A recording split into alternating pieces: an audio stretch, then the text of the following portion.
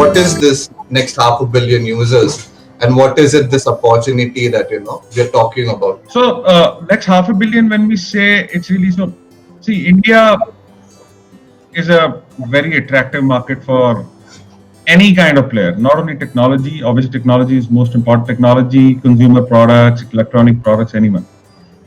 And the reason for that is the 1.3 billion population which we have. There's another country which has such large population, but that's a very controlled kind of digital economy they have. There are a few super apps there.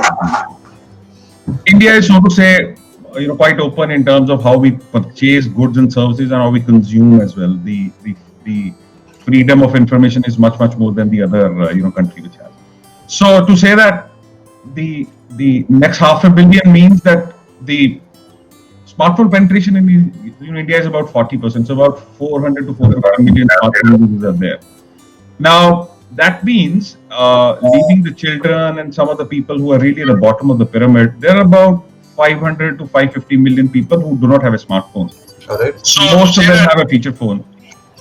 And that's really the the demographic dividend, so to say, for all kind of, specifically for the smartphone players and the services and the in the ecosystem.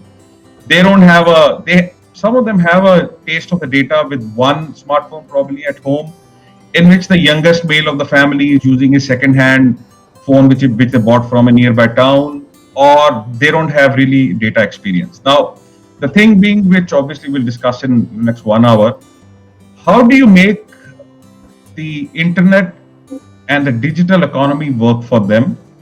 What are the challenges, and what are what is the inertia beyond and more the affordability piece? Affordability of the devices is obviously one piece, but then it's not that people are not buying smartphones just for they can't afford it. Some people say that, why do I even need a smartphone? Why do I need these kind of services? So that's really the challenge, and obviously some of at the bottom of the smartphone ladder as well are not using as many. In India, the most used apps are very few, right? So what are the new kind of services, new kind of apps which developers and the ecosystem can bring together, which breaks that inertia and they start contributing in the digital economy? Right now from tier 1, we are going from digital consumption to digital transactions. They are not even a digital consumption. And that's where the whole game is for the next 10 years. Okay. And the ecosystem and the whole industry needs to come together. I think that's where the opportunity is. All right. That's quite a detailed thing. So if I were to capture your discussion in this thing, is that there are a lot of people who have still not been exposed to the internet, and that's around 500 million plus people, and the opportunity lies over there. And their main thing is, how are we going to be introduced to the internet? So